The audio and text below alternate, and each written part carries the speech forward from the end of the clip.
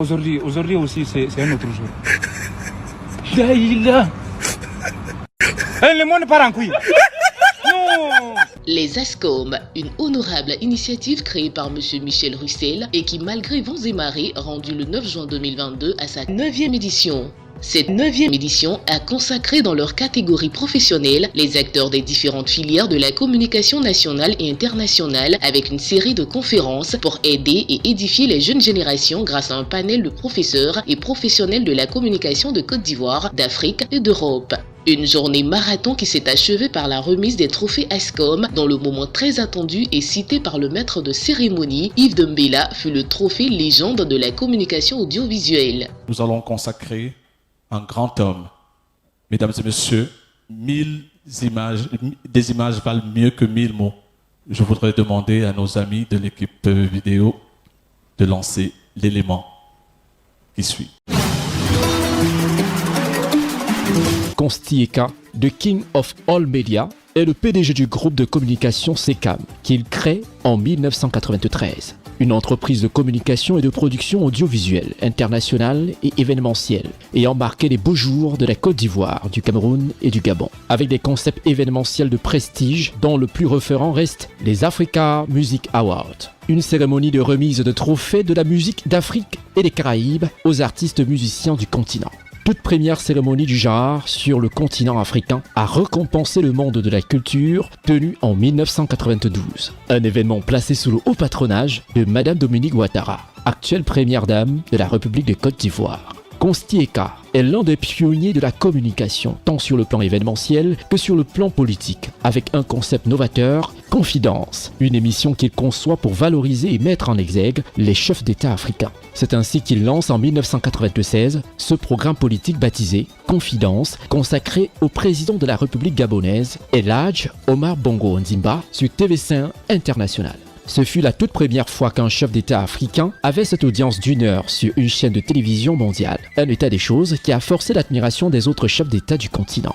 Consti Eka ramènera pour la première fois en Afrique et plus précisément au Gabon un style de communication qui fait tourner les regards de tout Paris et sa presse People sur Libreville, avec presque la totalité de ce que le monde international compte comme top modèle et Naomi Campbell en tête d'affiche. Il réalisera également à Paris le premier concept événementiel international de l'artiste congolais Koffi Olomide, seul artiste à l'affiche à Bercy, salle mythique en 2000, avec à la clé une récompense des médias français dans le journal télévisé du 20h, l'actuelle France 2, anciennement Antenne 2. Diplômé d'un master en communication politique et influence obtenu à Paris en 2007, Consti Eka décide de lancer en 2008 sa propre radio qu'il baptisera Voltage 2, après obtention de 2 fréquences à Douala et à Yaoundé. Ce, grâce à un dossier professionnellement monté de toutes pièces par ses soins, forçant ainsi l'admiration du ministre de la Communication tout en ouvrant son média au développement durable. Un axe que nombreux ne comprennent pas du tout. Il devient alors propriétaire de la radio Voltage 2, qu'il lance en 2008 en hertzien sur 95.5 FM à Douala et 97.5 FM à Yaoundé au Cameroun. Homme de modernité et d'innovation, Consti Eka fera concevoir les premières applications de l'écoute de sa radio en streaming via Internet, encore embryonnaire malgré les coûts de la connexion qui demeurent encore un luxe pour les Camerounais et certains Africains de cette époque. En 2017, Consti Eka va offrir au monde entier une nouvelle chaîne de télévision, CNN Télévision, via la fibre optique, le câble et le satellite. Une chaîne de télévision généraliste basée au Cameroun qui ambitionne de faire de la télévision autrement, avec des programmes variés mettant le téléspectateur au cœur de l'information nationale et internationale toutes les heures, tout en restant connecté à la musique, au cinéma et à la culture africaine. Avec ses succursales de production télé donc CNNCI à Abidjan, en Côte d'Ivoire et à Paris, ainsi que 2 web télévisions pour amorcer l'avenir, donc Consti Eka TV, chaîne généraliste, et 6 Web Info, chaîne d'information continue 24 heures sur 24. Du Cameroun au Gabon en passant par la Côte d'Ivoire, bref, sur tout le continent, Consti Eka, The King of All Media, devient la pièce maîtresse de toutes les conceptions d'émissions radio et télé. Il conçoit entièrement le dossier qui donnera naissance à la première radio privée en Côte d'Ivoire, réalise des spots pour des firmes internationales telles AgroGabon et conçoit le lancement télé de la LONASI, Loterie nationale de Côte d'Ivoire, sur la RTI 1. Consti Eka concevra également dans la fin des années 90 l'habillage de la première chaîne de télévision gabonaise, tout en mettant sur pied des concepts de communication politique pour des politiques au Cameroun, au Gabon, en Côte d'Ivoire, en RCA, pour ne citer que cela. Et ce, strictement dans le cadre de l'audiovisuel, notamment les spots télé, les programmes dans divers formats courts, moyens et longs métrages pour les radios et télé. Expert en communication et marketing, il est d'abord des concepts et stratégies de communication, des réalisations de spots publicitaires télé pour des marques commerciales telles Agro Gabon, Colina Assurance, Western Union, Studio Line de Lauria Paris, des hôtels de luxe et des marques de parfums comme Pi et Organza de Givenchy du groupe LVMH. Une véritable légende vivante du monde de la télé. C'est donc fort de son style de communication et son positionnement panafricain qui lui ont fait valoir, à l'unanimité des jurys de la profession au Cameroun, le prix du meilleur communicateur continental de la décennie en 2014. Sa récente communication pour l'Université internationale de Libreville en multidiffusion simultanée sur CNN Télévision et NTV, un fusionnement unique dans l'univers médiatique qui fait de lui un avant-gardiste dans ce qu'il sait faire de mieux et de différent, la communication autrement.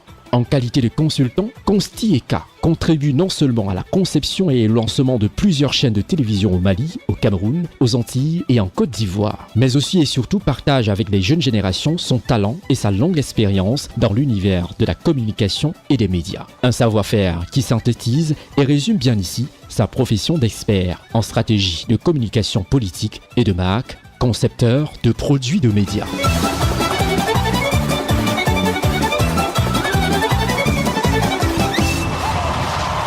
La discrétion n'est pas signe d'oisiveté. Je vais me permettre, mesdames et messieurs, au nom de tous les jeunes, les poulains de ce monsieur, de tous les animateurs, tous les communicateurs d'Afrique, je vais me permettre de vous demander, comme disait le grand frère Benson, des hommages à titre costume, s'il vous plaît. Veuillez vous lever, s'il vous plaît, mesdames et messieurs, pour accueillir l'un des plus grands communicateurs d'Afrique, monsieur Consti Eka. Le dernier trophée de cette 9e édition des Awards, sa modestie dut-elle en souffrir, il s'y attendait pas. Oui. Mesdames et messieurs, Yves Nobela, s'il vous plaît. On applaudit très très fort. Merci. C'est l'occasion pour moi ici de parler aux jeunes. Les jeunes, soyez audacieux. La première communication politique que j'ai faite il y a 26 ans aujourd'hui, pour le président Bongo, on ne parlait même pas de communication. C'était de l'audace. Le président souffrait d'un discrédit énorme en termes de politique au Gabon. Quand je suis arrivé, il m'a dit, mais mon fils, il n'y a pas de chaîne de télé privée. La seule télé qu'on pouvait regarder en Afrique, c'était TV5. Je lui ai dit, monsieur le président, vous serez le premier chef d'État africain à avoir 1 heure sur TV5. Et non une émission journalistique, mais une émission de communication politique. Pour briser tous les tabous et le remettre sur les rails. Ça a été chose faite. Ça, c'est pour la jeunesse, pour vous parler de l'audace. La deuxième, on parle aujourd'hui de la Côte d'Ivoire, plaque tournante du showbiz. C'est l'occasion ici pour moi de remercier Madame Dominique Ouattara. Il y a exactement 30 ans, jour pour jour, je revenais 2 ans auparavant des États-Unis, où j'avais été invité par Don Cornelius pour les Soul Train Music Awards. J'avais trouvé cette initiative fabuleuse. Et je me suis dit, d'André, comment pouvoir réunir en Afrique les Africains et nos frères de la Caraïbe? Mais il fallait beaucoup d'argent. Il fallait ramener 200 artistes, toutes les têtes d'affiche en Côte d'Ivoire. Pour moi, c'était la Côte d'Ivoire. Madame Dominique Ouattara, à cette époque, épouse du Premier ministre, Alassane Ouattara, actuel chef d'État de Côte d'Ivoire, a mis la main à la pâte, a permis que se réalise en Côte d'Ivoire ce gros événement, Russell. Je sais comment tu souffres pour faire les ASCOM. Ces 2 avions d'Air Afrique qui étaient affrétés pour amener des artistes. Pour faire de cette Côte d'Ivoire, vous les jeunes aujourd'hui, de cette Côte d'Ivoire qu'on dit plaque tournante de tout le show business. Et le président Félix Houphouët-Boigny, de sa résidence, qui regardait ce programme en direct, c'est aussi l'occasion de remercier Issa Sangaré Yereso, qui m'a dit, Consti, la seule télévision, c'était la RTI première chaîne. Je t'accorde 5 heures. 5 heures de télévision, en direct, des jardins du Golf Hotel. Et le président Félix Houphouët-Boigny, il n'y avait pas de portable. A appelé tout de suite la réception, a demandé qu'on fasse venir l'épouse de son Premier ministre. C'était l'unique grande personnalité qui était présente, marraine de cette première édition. Nous, on a cru, Yves connaît ce genre de choses. Bruxelles aussi, quand on voit une personnalité qui bouge, on se dit, qu'est-ce qu'il y a? Est-ce qu'on a failli quelque part? Elle a bougé avec tout son protocole pendant 10 minutes, et quand elle revient, elle a une enveloppe en main. Elle me fait appel. Elle dit, le président Houphouët-Boigny vous regarde. Et il a offert un lot d'une valeur de 2 millions. C'était beaucoup à l'époque. Hein. Ça vaut à peu près aujourd'hui 200 millions. Hein. 2 millions pour le meilleur. Mais il n'y avait pas de meilleur. C'était la première édition où les artistes venaient poser la première pierre des Africa Music Awards, qui allait faire d'Abidjan la plaque tournante de tout ce qui se fait de mieux. Et on a demandé un vote au public. Le public a voté. Et c'était Kofi Olomide qui avait le trophée. Je tiens ici à remercier Madame Dominique Ouattara. Grâce à elle, la Côte d'Ivoire lui doit quelque part cette promotion de la culture. On va l'applaudir très très fort. C'était ces 2 exemples, surtout que je voulais pour les différentes générations. Ensuite, le professeur a dit quelque chose, et même les panélistes, j'ai retenu tout à l'heure. Et je suis très content. Pourquoi? Parce que professeur, à l'époque, moi, je concevais tout. Je prenais le micro, je montais, j'étais à l'aéroport, je collais même des affiches à pied, avec des amis qui avaient des sons, avec de la colle. Quand tous les Abidjanais se réveillaient le matin, toute la ville était couverte de banderoles, d'affiches. On a tout fait. Et certains m'ont souvent dit, mais quand on voit arriver, on croit voir un monsieur croulant avec une canne. Mais non, j'ai commencé tout ça, j'avais 18, 19, 20 ans. Très tôt, on a été audacieux. C'est vrai que mon master en 2007, c'était juste pour faire, mais on ne redemande plus de travail.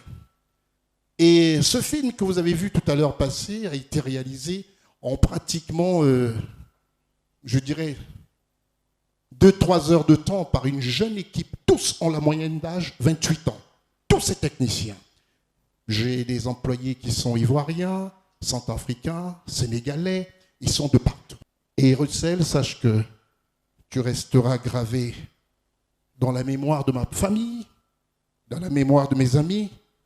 J'ai même beaucoup d'émotions parce que c'est le premier trophée que je reçois dans mon pays, dans cette Côte d'Ivoire, la toute première fois. Et je peux, sans embâche, me permettre de dire les lettres en or qui sont inscrites dans du marbre et qui font de ce pays sa réputation sur le plan culturel. Ces lettres, j'en ai contribué pour plus de la moitié. Je vous remercie. Le comité d'organisation de cette prestigieuse cérémonie de la communication qui a vu défiler en Côte d'Ivoire tout ce que l'Afrique et l'Europe comptent comme communicants. On se rappellera de la venue en Côte d'Ivoire du pape de la communication, le français Jacques Séguéla, ce qui traduit encore une prouesse du promoteur des ESCOM, M. Michel Russell, à qui nous souhaitons bonne chance pour l'édition 2023. Nous l'espérons avec la générosité financière des partenaires et sponsors. Aujourd'hui aussi, c'est un autre jour. Le monde part en couille. Non